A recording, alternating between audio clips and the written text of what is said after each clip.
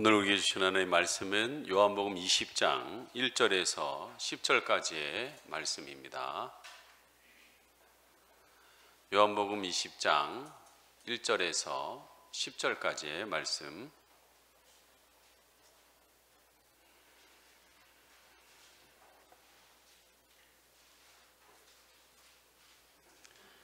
요한복음 20장 1절에서 10절까지의 말씀 한 절씩 교독하겠습니다.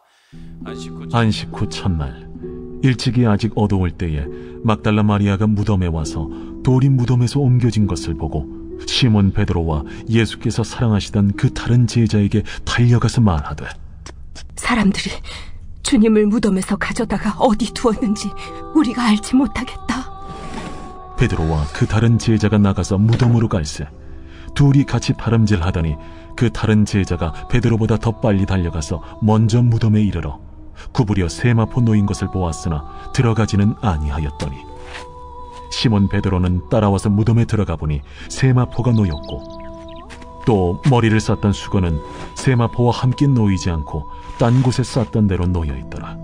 그때에야 무덤에 먼저 갔던 그 다른 제자도 들어가 보고 믿더라. 그들은 성경에 그가 죽은 자 가운데서 다시 살아나야 하리라 하신 말씀을 아직 알지 못하더라. 이에 두 제자가 자기들의 집으로 돌아가니라. 아멘. 우리 옆에 있는 분하고 다시 한번 인사하겠습니다. 초대교회에서는 예수님이 살아나셨습니다 하면 상대방이 예수님이 정말 살아나셨습니다 라고 인사했습니다. 제가 인사하겠습니다. 예수님이 살아나셨습니다. 예수님이 정말 살아나셨습니다. 우리 옆에 있는 분하고 인사하겠습니다. 예수님이 살아나셨습니다. 예수님이 정말 살아나셨습니다. 네. 아멘. 여러분, 예수님이 살아나신 걸 정말 믿습니까? 네. 여러분, 죽은 사람이 살아나는 나 생각해 보면 여러분 좀 무섭습니까? 죽은 사람이 살아나면? 여러분, 그 죽은 사람이 사랑하는 사람이라면, 그리고 내 사랑하는 어머니라면 좀 다르겠죠. 저도 여러분에게 얼마 전까지 가끔 말씀드렸지만 저희 아버님이 11월 30일 날 소천하셨습니다. 살아계실 때 저에게 영향 주셨던 것보다 지금 돌아가신 뒤에 더 큰 영향을 미치고 계신 것 같아요. 왜 그러냐면 2달 전에 주일 새벽에 제가 아버님을 꿈을 꿨습니다. 그 꿈에서 아버님이 나오셨는데 정원을 거리시는 거예요. 근데 그 정원이 옛날에 마음에 참 어두운 정원이에요. 별로 좋지 않은 정원입니다. 그런데 그 정원이, 아버지가 거는 그 정원은 너무나 깨끗이 잘 정리되어 있고 아름다운 정원이었습니다. 저는 알았습니다. 기도하는 가운데 그 정원이 바로 제 마음이었다는 걸, 그리고 우리 가정이었다는 걸, 그리고 우리 교회였다는 걸 알았어요. 여러분, 정말 아버님이 하나님은 아니지만 하나님 그이 거하시는 그곳에는 이 놀라운 아름다운 변화들이 일어나게 되어 있다는 거예요. 저는 그때 깨우쳤습니다. 아, 정원을 그대로 놔둬서는 안 되는구나, 가꿔야 되는구나. 그래서 제 마음을 가꾸고 저희 가정을 가꾸고 저희 교회를 가꾸기 시작했습니다. 여러분, 교회 올 때마다 좀 느끼십니까? 저 교회가 꽃들이 많아지고 있고 정리가 정돈되어 있다는 거. 새벽 기도 끝나고 저하고 루시 권사님하고 열심히 정리정돈하고 있어요. 그랬더니 좋아지니까 사람들이 화분도 갖다 놓고, 이렇게 다육이요? 다육이도 갖다 놓고, 그러면서 교회가 더 아름다워지는 것들을 많이 보게 됩니다. 여러분, 기적은 다른 것이 아니라 이런 변화가 바로 기적이라는 것입니다. 그 변화의 시작은 제가 꿨던 그 꿈서부터 시작됐다는 거예요. 여러분, 성경에도 크고 작은 여러 가지의 기적들이 기록되어 있습니다. 그 중에 대표적인 것은 구약에서 하나님께서 말씀으로 세상을 창조하셨다라는 여러분 기적입니다. 그리고 신약에서는 예수 그리스도가 부활하셨다는 것이 기적입니다. 우리가 이 천지 창조와 부활의 기적을 믿기만 하면 성경에 나오는 모든 기적들을 우리는 이해할 수가 있습니다. 그만큼 천지 창조와 부활은 너무나 중요한 우리에게 사건입니다. 기적은 자연현상의 반대 개념입니다. 그래서 사람들은 기적을 초자연적인 사건이라고 말합니다. 따라서 기적은 인간의 이성, 상식, 경험 등을 이론은 이해할 수가 없고 오직 영적인 믿음으로만 여러분 믿어지는 역사가 일어납니다. 그래서 오늘 우리에게 필요한 것은 여러분 믿음입니다. 이 기적을 보는 믿음이 여러분에게 필요하신다는 거예요. 자, 오늘 이 기적이 일어났습니다. 1절과 2절 우리 같이 한번 읽어보겠습니다. 시작. 안식 후 첫날 일찍이 아직 어두울 때 막달라 마리아가 무덤에 와서 돌이 무덤에서 옮겨진 것을 보고 시몬 베드로와 예수께서 사랑하시던 그 다른 제자에게 달려가서 말하되 사람들이 주님을 무덤에서 가져다가 어디 두어 있는지 우리가 알지 못하겠다 하니. 요한복음에 따르면 예수님의 부활을 처음 목격한 사람이 지금 누가 나옵니까? 막달라 마리아라고 나오고 있습니다. 그가 언제 이것을 경험했습니까? 안식 후 첫날에 경험했다고 그랬습니다. 당시의 안식일은 토요일입니다. 그런데 안식 후 첫날이니까 이 토요일 다음 날 첫날이라는 거예요. 그게 여러분 잘 아시는 것처럼 이제 토요일 다음 날인 일요일입니다. 우리가 왜 이 일요일에 예배를 드리느냐? 바로 예수님이 부활했기 때문에 이날 예배를 드리는 거예요. 구약에 따르면 토요일 날 여러분 쉬는 게 맞습니다. 근데 모든 인류가 예수님의 부활에 초점을 맞춰서 여러분 거기다 마친 거라는 거예요. 여러분 그래서 역사라는 말, 히스토리는 그의 이야기를 이야기하고 있습니다. 누구의 이야기요? 예수 그리스도의 이야기를 내고 있어요. BC와 AD를 구분하는 그 중심은 바로 예수 그리스도라는 거예요. 이와 마찬가지로 예수 그리스도를 이 시간 여러분의 마음에 모시면 여러분의 인생이 BC에서 AD로 바뀌는 역사가 일어납니다. 그 다른 역사가 내 삶의 역사가 일어나기 시작한다는 거예요. 그 안식기 첫날에 오늘 이 막달라 마리아가 예수님을 찾으러 갔습니다. 왜 갔냐면 여러분 예수님이 그저께 금요일 날에 정말 죄가 없는데 너무나 잔인하게 못 박혀 죽는 그 사건을 볼 때 억울한 거예요. 너무나 마음에 한이 됐는 거예요. 그 마음에 아마 금요일 이후서부터 제대로 잠을 못 잤을 것 같아요. 이 막달라가 너무나 마음이 아프고 괴로운 마음에 전전긍긍하다가 이 안식일 날에는 유대 교회에 의하면 일을 할 수가 없습니다. 함부로 뭘 할 수가 없기 때문에 그때는 꾹 참고 있다가 안식일이 지난 그 첫날에 그는 잠을 잘 수 없게 새벽에 일어나 가지고 뛰쳐서 여러분 이 무덤에 갔던 것을 보게 됩니다. 근데 대책 없이 뛰어간 거예요. 지금 여자의 몸으로. 여러분 가면은 뭐가 기다리고 있어요? 여러분 무덤이 우리 한국식 묘장 무덤이 아닙니다. 유대교는 뭐의 무덤이냐? 아브라함에도 거기도 역사에 나와 있지만 사라가 죽었을 때 돌을 파놓은 무덤에다가 거기에 돌 침대 같은 데다가 사람을 넣어놓고 세마포를 덮어놓은 게 그 묘장 문화예요. 거기에는 묘의 문화입니다. 그리고 돌을 큰 거를 걷다가 막아 놓습니다. 여자의 몸으로 가서 그 돌을 어쩌려고 지금 뛰어가고 있냐는 거죠. 대책 없는 거예요 지금. 그런데 그 마음에 너무나 예수님을 사랑하는 마음이 있기 때문에 그는 뛰어가고 있다라는 것입니다.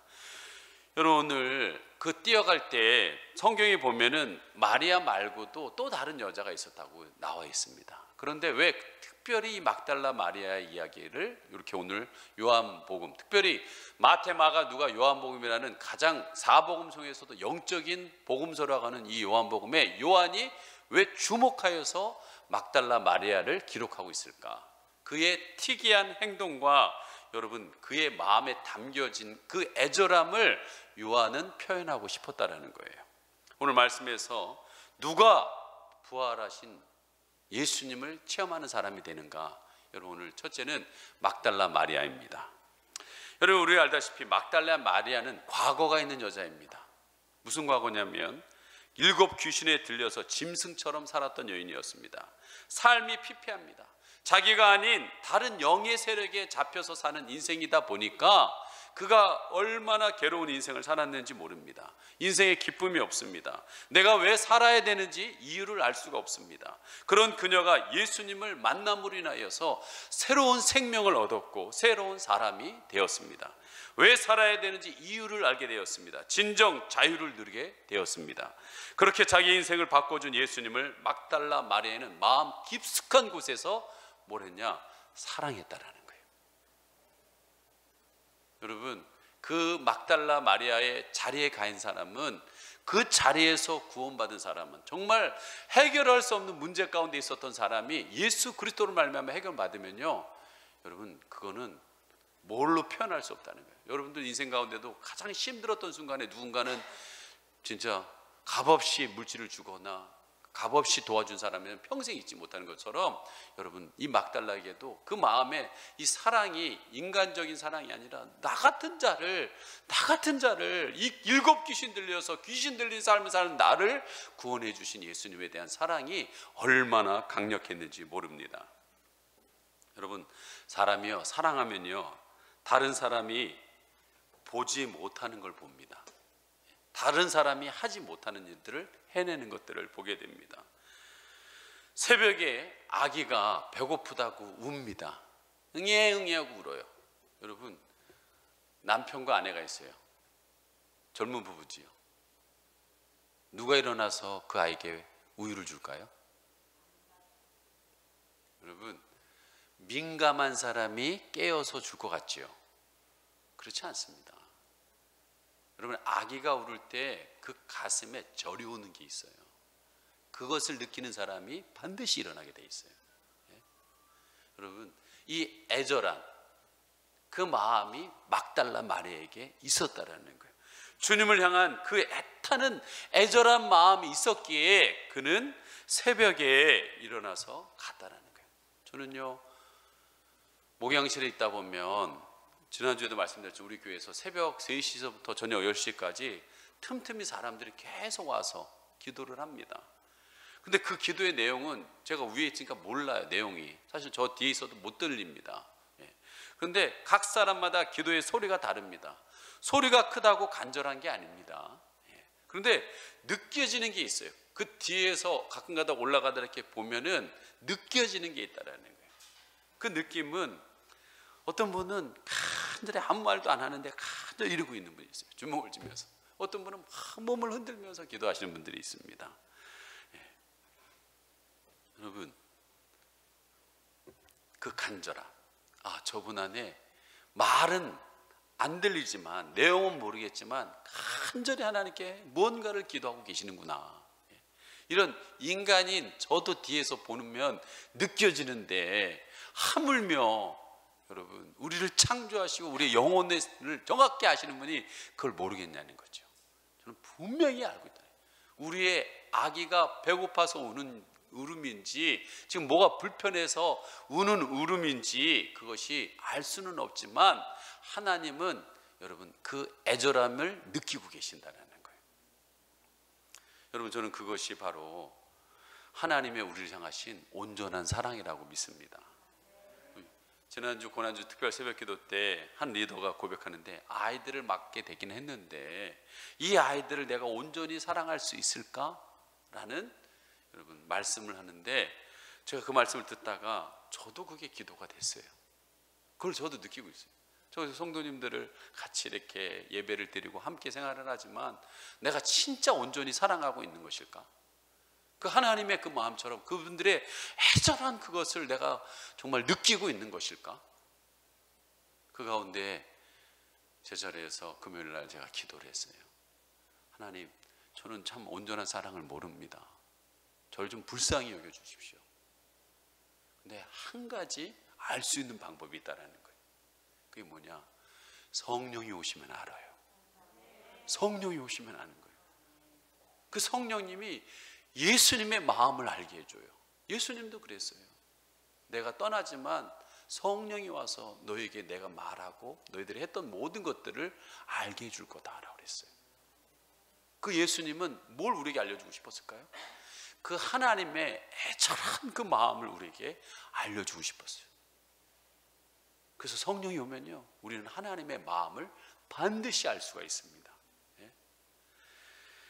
여러분, 막달라 마리아가 그 온전한 사랑을 베푼 예수님이 묻혀있는 그 무덤에 도착해보니 무덤을 지키던 로마 병사도 없어요. 그 육중한 돌문도 굴러져 있습니다. 안을 봤더니 무덤도 텅 비어 있습니다. 그래서 그녀는 본능적으로 혹시 예수님이 시신을 누가 훔쳐간 것은 아닌가라고 생각했습니다. 그녀는 예수님의 신이 없어진 것을 알고 급히 뜁니다. 누굴 향하여? 그래도 해결할 수 있는 사람이 제자들이라 생각했기 때문에 제자들이 모여있는 그것을 향하여 막 그 집을 향하여 뛰어갑니다. 그랬더니 그 얘기를 했더니 베드로와 요한이 반응해서 또다시 뛰기 시작합니다. 그 무덤을 향하여. 그런데 베드로가 좀 늙었던 것 같아요. 요한이 젊었어요. 요한이 더 빨랐어요. 그래서 요한이 막 뛰어가가지고 먼저 도착을 했는데 무덤에 들어가지는 않고 밖에서만 봅니다. 근데 베드로는 잘 아시는 것처럼 성질 급하잖아요. 그 사람 앞뒤 안 보잖아요. 그냥 확 들어가잖아요. 지금 이런 이야기가 오늘 요한복음의 이야기라는 거예요. 여러분, 온전한 사랑을 받았기에 지금 달려갔고 온전 사랑이 있으면 이상하게요, 처녀 때 그렇게 게으른 엄마가요 일어나서 아이들의 밥을 먹여 학교를 보냅니다. 참 신기한 일이죠. 총각 때 그렇게 참지 못하고 놀기를 좋아하던 청년이 아빠가 되면요, 아버지가 되면 직장 상사에게 능력 없다고 인격 모독을 당해도요, 억울한 일을 당해도 가정을 사랑하여서 새벽에 일어나 직장을 향해 나갑니다. 수치스러운 대우를 받아더라도 그 자리를 참아내고 그 자리를 지켜냅니다.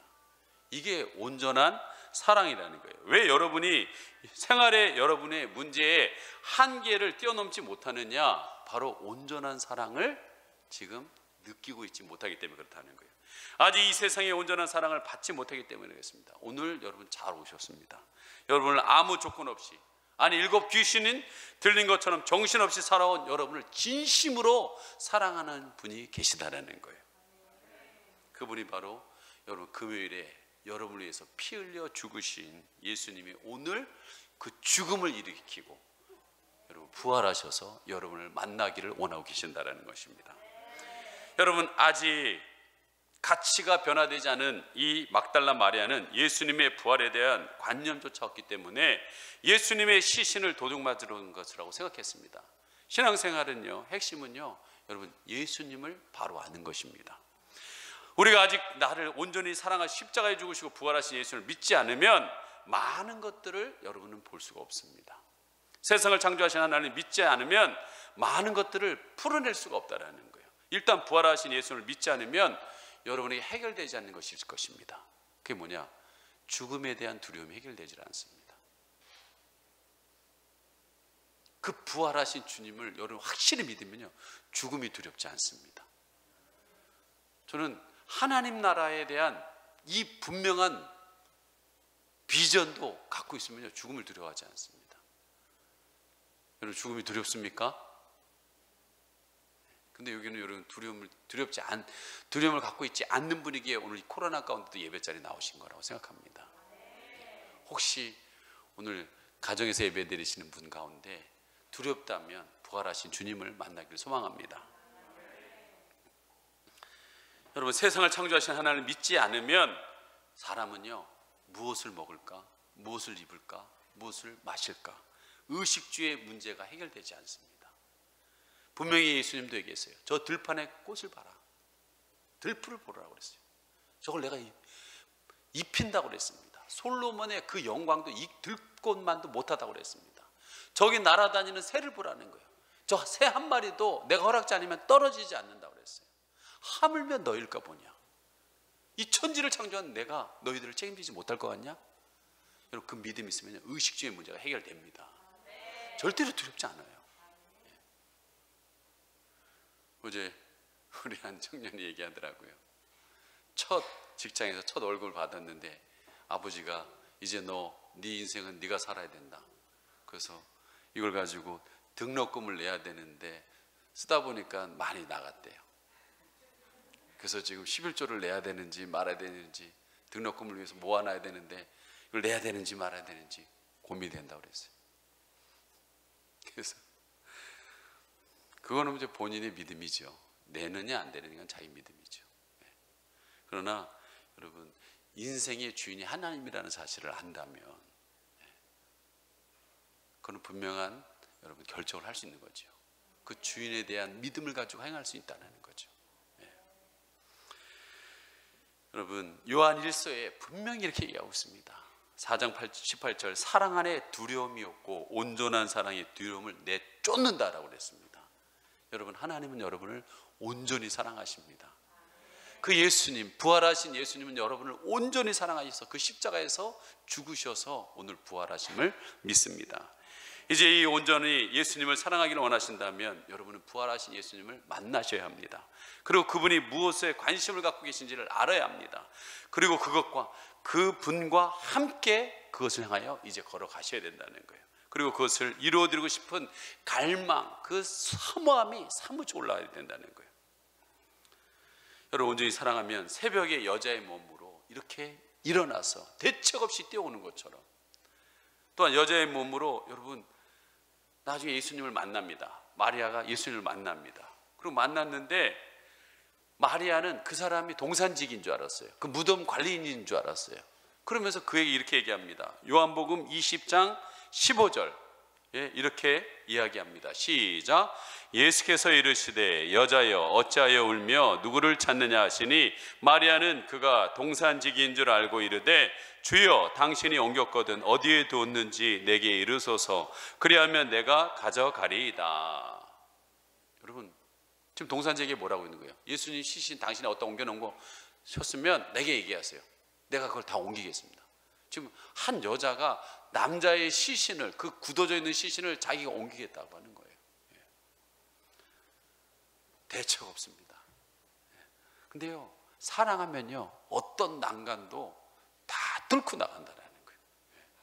정말 나에게 막달라 마리아처럼 새 생명을 주시기 위해서 십자가에서 자신의 몸을 찢고 물과 피를 흘려주신 그 주님의 사랑을, 주님을 여러분 사랑하십니까?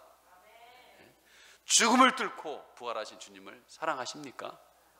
그러면 여러분 두려워하지 마십시오. 여러분 그 어떤 난간도 뚫고 나갈 수 있는 분이 되실 줄 믿습니다. 자, 오늘 나오는 인물 중심으로 부활을 체험한 분들을 말씀합니다. 두 번째는 베드로와 요한입니다. 베드로와 요한도 예수님의 죽음과 장례 절차에 대한 충격을 받고 인정을 지금 안정이 찾지 못한 상태에 있습니다. 그런데 이 막달라 마리아가 예수님의 시신마저 없어졌다는 말을 듣고서 큰 충격에 베드로도 요한도 뛰기 시작합니다. 여러분, 하나님을, 예수님을 이렇게 사랑한 사람은 가만히 있지 않습니다. 여러분, 움직여요. 반드시 움직입니다. 여러분, 자꾸 신앙은 고정되어 있는 게 아닙니다. 저는 아무리 생각해도요, 성령님은 가만히 계신 분이 아니에요. 흘러가는 분이에요. 지난주 말씀드렸죠. 예수님도 우리에게 떼어주셨던 것처럼 우리도 계속 하나님의 사랑이 움직여야 됩니다. 머물러 있으면 안 돼요. 코로나 때문에 여러분 고정되고 정체되어 있으면 안 됩니다. 계속 움직이셔야 돼요. 저도 이번 한 주 금식하고 또 새로운 개척을 할 수 있는 수원대학교에 견학하고 상황 살피고 어떻게 뚫고 나가야 될 것인가 기도하고 계속 움직이는 거예요. 하나님은요, 우리가 멈춰 있는 걸 원하지 않아요. 첫째 날, 둘째 날 열심히 일하고 안식해라라고 그랬어요. 그리고 또 다시 일을 해야 되는 거예요. 우리는 이 살아있는 동안 하나님의 일을 위해서 계속 움직여야 된다는 거예요. 자, 아까 말씀드렸던 것처럼 베드로하고 같이 뛰기를 시작했습니다. 자, 요한복음 20장 3절에서 7절까지 말씀 같이 한번 읽어보겠습니다. 시작. 베드로와 그 다른 제자가 나가서 무덤으로 갈새 둘이 같이 다름질하더니 그 다른 제자가 베드로보다 더 빨리 달아나서 먼저 무덤에 이르러 굽으려 새 마포 놓인 것을 보았으나 들어가지는 아니하였더니 시몬 베드로도 따라와서 무덤에 들어가 보니 새 마포가 놓였고 또 머리를 쌌던 수건은 새 마포와 함께 놓이지 않고 딴 곳에 개켜 있더라. 놓여 있더라는 얘기 나와 있네요. 네. 이 말씀에 재미있는 것은 요한복음을 기록한 사람이 누굽니까? 사도 요한입니다. 그는 요한복음에서 자신의 이름을 기록하지 않으면서 은근히 자신을 얘기하고 있습니다. 여기서 나오는 다른 제자가 바로 요한입니다.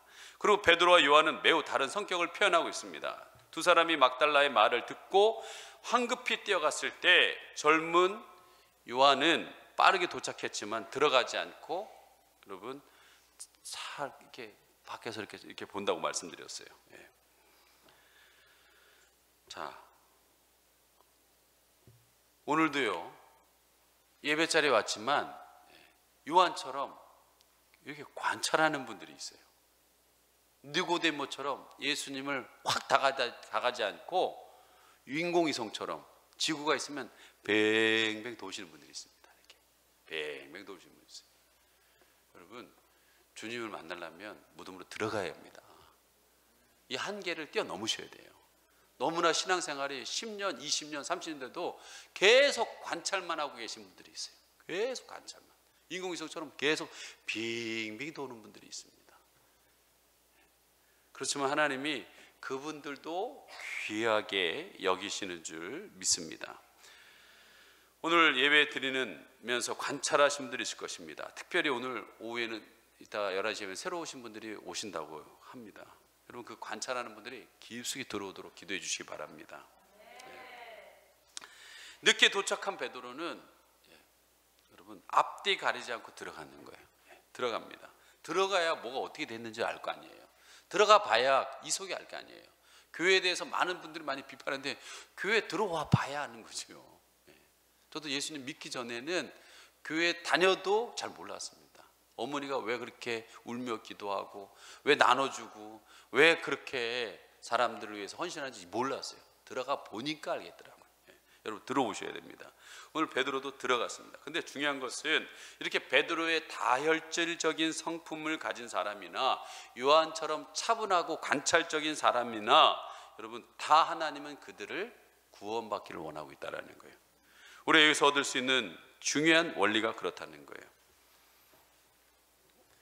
부활하신 주님을 다 체험해야 된다는 거예요. 지난주 말씀드렸던 것처럼 여러분 성찬식을 하면서 세상은 사람을 차별하고 계급을 구별한다고 했습니다. 그런데 예수님의 살과 피는 사람을 구별하지 않는다고 그랬어요. 마찬가지로 부활하신 주님은 우리를 차별하지 않습니다. 오늘 부활하신 주님은 다 다혈질인 사람이든 차분한 사람이든 다 만나기를 원하고 계신다라는 거예요. 여러분 교회에는 다양한 사람들이 있습니다. 성격이 급한 사람, 관찰력이 뛰어난 사람, 행동이 민첩한 사람, 게으른 사람, 유형의 사람이 모이지만 이 모든 사람들이 다 부활의 예수 그리스도를 만나야 한다는 거예요. 그래서 저는 교회에 오신 분들을 볼 때 뭘 보느냐, 이분이 예수님을 만난 분이신가 안 만난 분이신가. 저의 핵심은 그거예요. 그분이 세상에서 무엇을 하고 왔고 어떤 일을 하시다가 세상에 여러 상처와 아픔 가운데 살다 오셨는지 그는 그분을 깊이 알기 위해서 묻는 것이지 저의 초관심은 이분이 예수님을 만났는지 안 만났는지입니다. 지금도 마찬가지예요. 여러분들이 이 자리에 나오지만 이분이 예수님 만나서 예배를 드리고 있는지 안 하고 있는지가 저의 초관심사입니다. 여러분 사람은요 저마다 다른 것을 틀린 것으로 오해할 때가 많습니다. 나와 같지 않으면 잘못이라고 정죄하는 경우가 있습니다. 그 사람을 여러분 그대로 볼 수 있어야 합니다. 그게 쉽지는 않습니다. 그러나 그래야 온전한 사랑을 할 수 있다는 거예요. 이 사람 예수 믿은 사람이니까 귀하구나, 안 믿는 사람이니까 천하구나, 그렇게 안 봅니다. 그냥 그대로 보는 거예요. 아, 이분은 예수님을 믿어야 될 분이구나. 여러분 그 눈이 열리셔야 된다. 오늘 베드로와 요한은 성품이 판이하게 달랐지만 여러분 중요한 것은 앞으로 그 둘이 조화를 이루면서 사역을 하는 것을 보게 됩니다. 요한은 분석적이고 함적인 성품대로 예수님 무덤 안의 상황을 잘 오늘 설명하고 있습니다. 지금 우리가 읽고 있는 이 요한복음도 성령님이 요한의 지적인 면과 의지적인 면, 여러분 감정적인 모든 면을 사용하여서 이것을 기록하겠다는 거예요. 자, 어떻게 기록했습니까? 여러분 첫째는 예수님의 시신을 감쌌던 세마포에 놓여 있다라는 것을 묘사하고 있습니다. 어떻게 시신이 없고 세마포만 놓여 있을까요? 시신이 스스로 세마포를 벗었든지 아니면 누군가서 벗겼든지 둘 중에 하나 아니겠습니까? 근데 이 세마포가 놓여 있다는 것은 마치 누에 고치가 쏙 빠지듯이, 오늘 여러분들도 주무시다가 일어났잖아요. 똑같은 부부이긴 하지만 여러분 어떤 사람은요 성격이 급한 사람은요 팍 차고 일어나는 사람이 있어요. 근데 어떤 사람은 조용히 쏙 빠져서 나오는 분이 있어요. 조용히 쏙. 네. 저 그래요. 네, 새벽에 우리 사모님 옆에 주무시고 계셔가지고 쏙 빠져나온다. 네, 쏙 빠져나. 네, 쏙 빠져나. 네, 그리고 쏙 빠져나. 여러분들도 이불을 아침에 깨어 일어날 때 각각 다르게 하지 않습니까? 이 베드로는 어떻게 했을까요? 네, 팍 치고 일어났겠죠. 근데 여러분, 그러면 예수님은 어떻게 했을까요? 예수님 성품이 그런 분이 아니잖아요. 그러니까 예수님도 조용히 나왔을 거라고요. 근데 이 세마포가 그대로 있다는 것은 쏙 빠져나오신 거예요. 쏙 빠져나오신 거예요. 그러니까 그대로 예수님 몸이 쑥 빠진 상태에 그게 세마포에 쑥 그냥 있는 거예요. 이불이 쑥 있는 것처럼. 여러분, 예수님을 시신을 감쌌던 그 세마포 오도니아라는 여러분 고운 배를 가리킵니다. 니고데모가 부자입니다. 예수님의 시신을 자기가 들어갈 무덤, 부자인 무덤에다가 여러분 내준 거예요. 예수님 시신을 걷다 놓으라고 니고데모가 그 신을 내준 거예요. 그러면서 장례 용품도 제공했습니다. 저도 11월 작년에 아버님 장례식을 했지만 저희 큰형이 둘째 형이 공무원이다 보니까 나라에서 장례 용품이 오더라고요. 또 얼마 전에 장례식 갔더니 기아 자동차에 다니나 봐요. 거기서 장례 용품이 다 오더라고요. 보는 것처럼 여러분 장례 용품을 어디에 소속되느냐에 대해서 주는 거거든요. 상위용사도 주지요. 예. 여러분 분명히 그렇게 된다고요. 그러니까 니고데모도 무덤만 주지 않았을 거란 말이에요. 분명히 이 세마포 정말 비싼 자기가 나중에 입을 상의 이 옷을 자기가 준비해서 최고의 고급을 주었을 거란 말이에요. 그렇다면 여러분 생각해 보십시오. 만약 예수님의 시신이 사라진 것을 누군가 가져간다면 예수님 시신만 쏙 빼갈까요? 여러분 그 세마포도 가져갈까요? 나 같으면 세마포도 가져갔겠어요. 왜 예수님 십자가 돌아가실 때 입으셨던 옷가지도 나누려고 제비 뽑았는데 하물며 그 비싼 애굽에서 아랍 상인들이 갖고 온 그 고운 배옷 여러분 그것을 안 가져갔겠냐는 거예요. 그러니까 여러분 부활은 이런 거짓말이 아니라는 거예요. 그리고 머리에 쌌던 수건은 여러분 예수님이 거기서 쏙 빠져서 그 돌침대에 앉아 계시면서 무엇을 했을까요? 숨을 내셨겠죠. 후 사주니까. 그다음 자기의 머리에 감싸 있는 이 수건을 풀으셨겠죠. 풀으셔가지고 여러분 이 세마포와 다른 이쪽에다가 이렇게 가만히 놔두신 거예요. 여러분 만약에 그 시신을 훔쳐 돌아가는 사람이라면 그 머리에 있는 그 수건들을 어떻게 했을까요? 그냥 확 아무데나 놓쳤겠죠. 이렇게 놓여 있더라, 개켜 있더라, 개어 있지 않을 거란 말이에요. 그럼 뭔가는 차분하게 어떤 사람이 했다라는 거예요.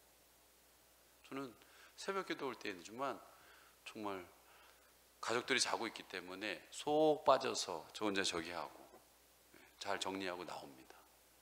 난 이게 부활이요. 새벽에 제가 일어나면서 많이 체험해요. 그래 예수님도 이렇게 했겠구나. 이렇게 했구나.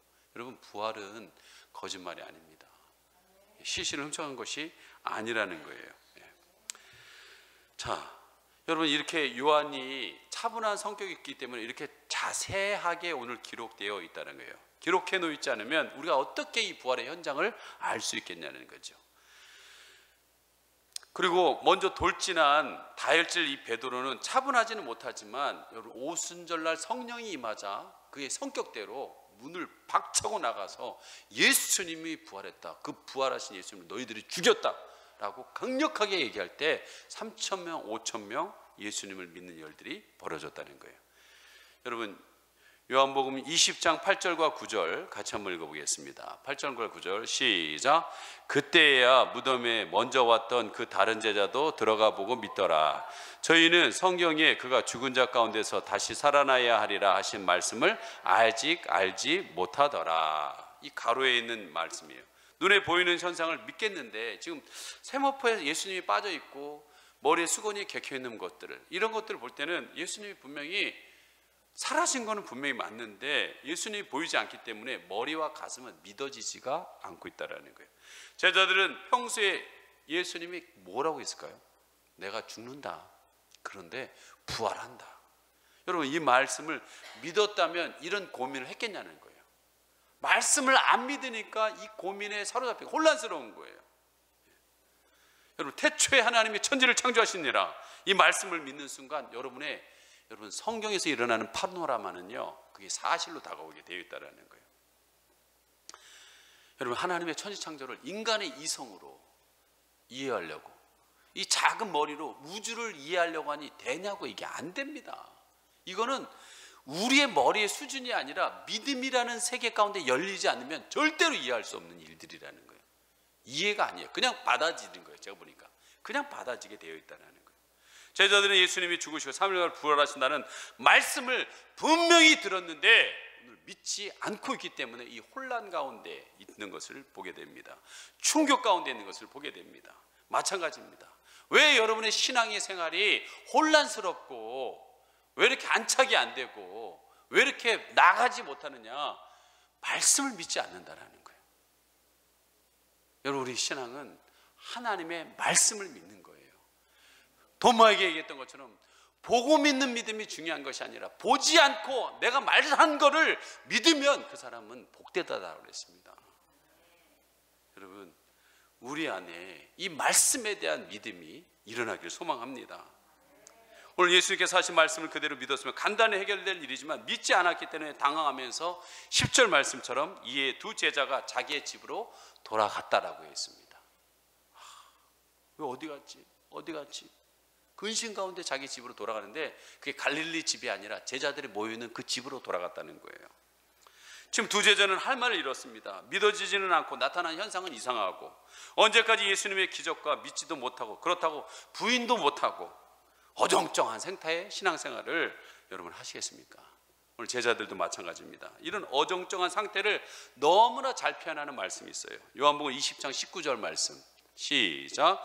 이날 곧 안식 후 첫날 저녁 때에 제자들이 유대인들을 두려워하여 모인 곳에 문들을 닫았더니 예수께서 오사 서서 이르시되 너희에게 평강이 있을지어다. 여러분, 부활하신 주님을 믿으면 베드로가 오순절 성령이 임하자 박차고 나가듯이 나갔어야 되는 거예요. 그들이 나가서 다른 얘기한 거 아니에요. 부활하신 예수님을 전한 거였어요. 그걸 믿었으면 벌써 나갔을 텐데 안 믿어지니까 뭐하고 있어요? 문을 닫고 두려워 떨면서. 왜? 예수님도 죽였는데 제자인 우리라고 안 죽이겠냐. 그 두려움에 사로잡혀서 숨어 있는 거예요. 오늘 코로나 가운데서 문을 닫고 숨어 있는 우리의 믿음들, 여러분, 오늘 하나님께서 이야기하고 있는 겁니다.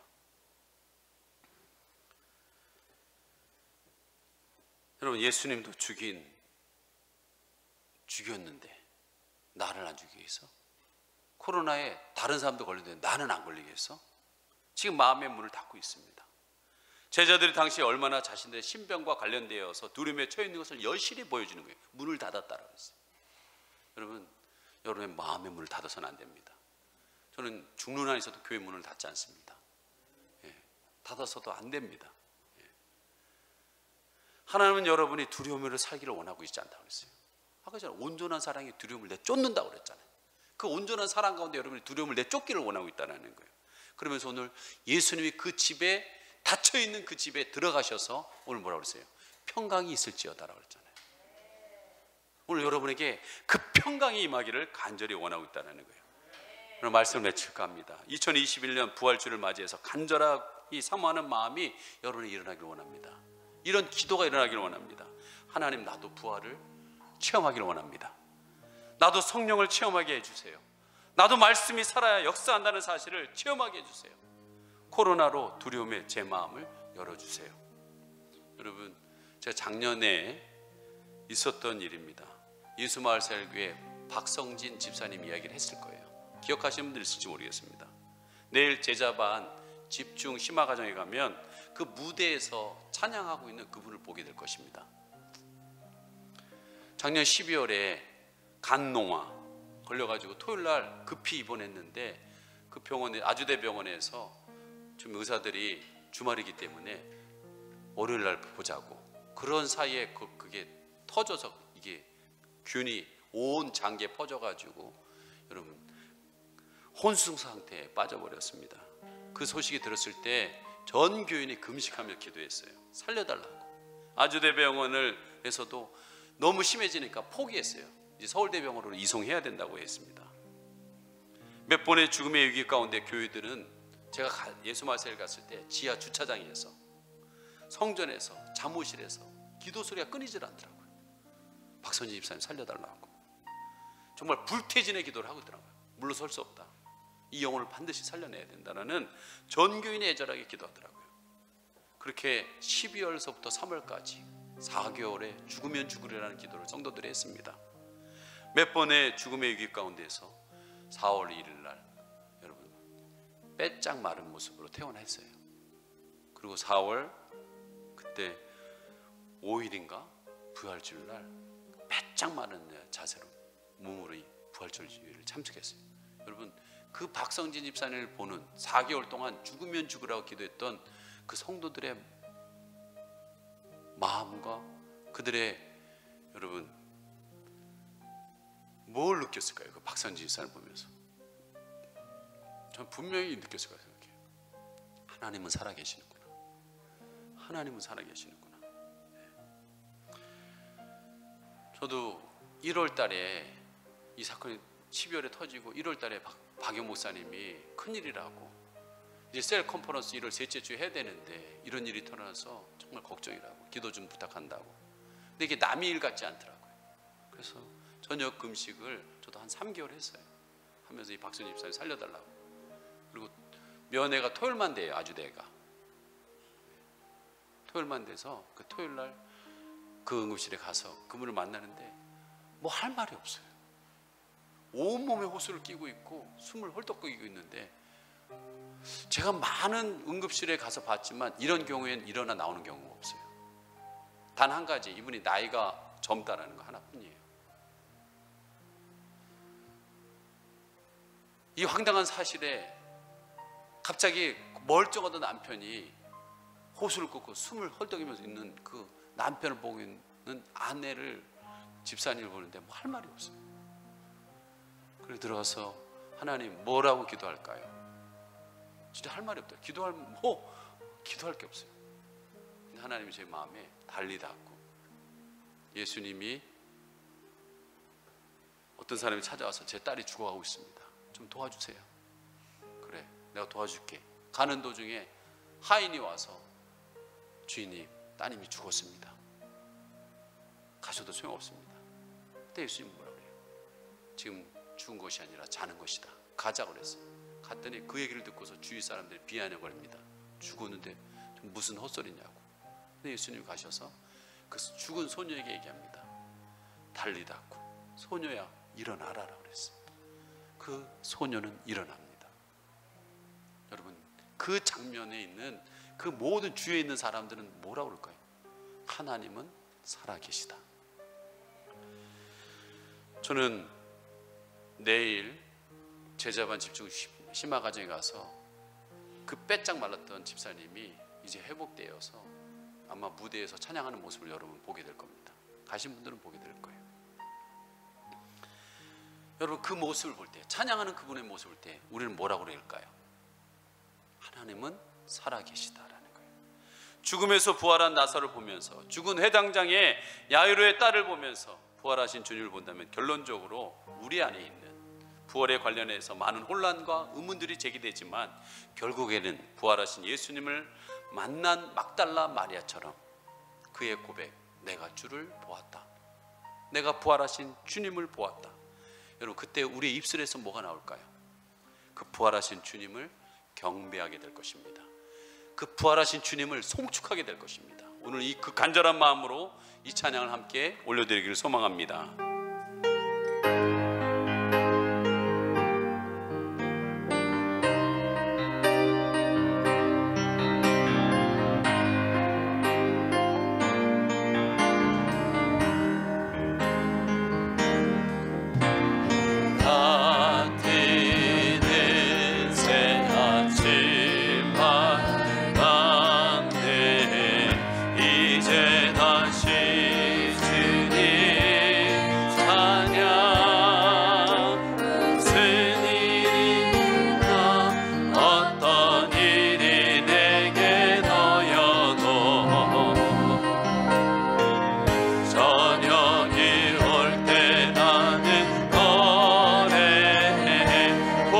주님을 송축합니다. 내 영혼아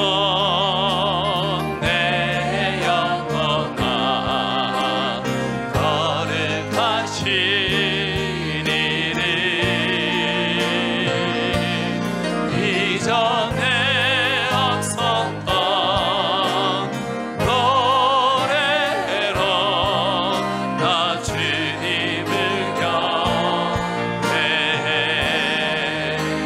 하나님은 우리를 향하여서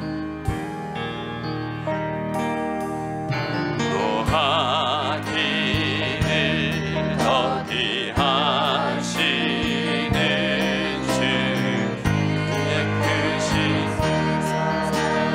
넘치네 주의 선하심 내가 노래하리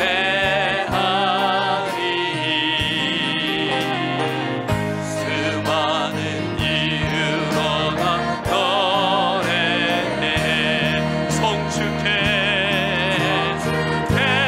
내 영혼 내 영혼아 거룩하신 이름 이전에 없었던 노래로 이전에 없었던 노래로 나 주님을 경배해 곧 그날에 나의 힘 다하고 그날에 나의 힘 다하고 삶의 여정 마칠 때 끝없는 찬양을 찬양 나 드리니 수많은 세월 지나 부활하신 주님과 영원히 거하실 것을 찬양합니다. 성축해 부활하신 주님을 내 영혼 내 영혼아 거룩하신 이름 이전에 없었던 노래로 나 주님 우리 두 손 높이 들고 부활하신 주님을 송축합니다. 지켜 내 영혼 내 영혼아 거룩하신 이름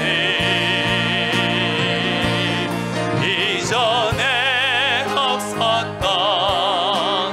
노래로 나 주님을 경배해 나 주님을 경배해 나 주님을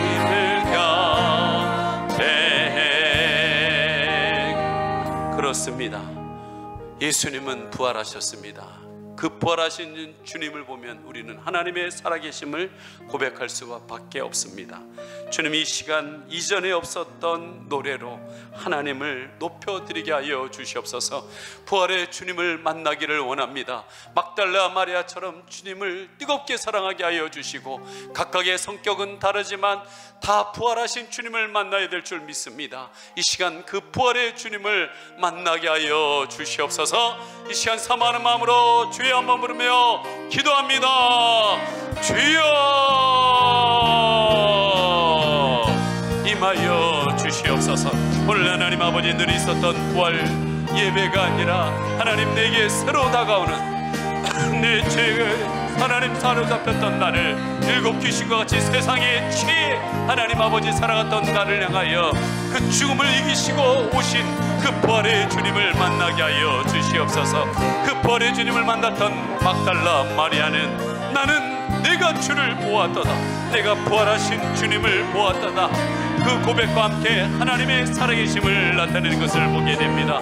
의심 많았던 도마도 내가 그 손의 못자국을 보고 옆구리에 장자국을 손에 넣어야 믿겠다고 했지만 그 예수님을 만나게 되는 것을 보게 됩니다.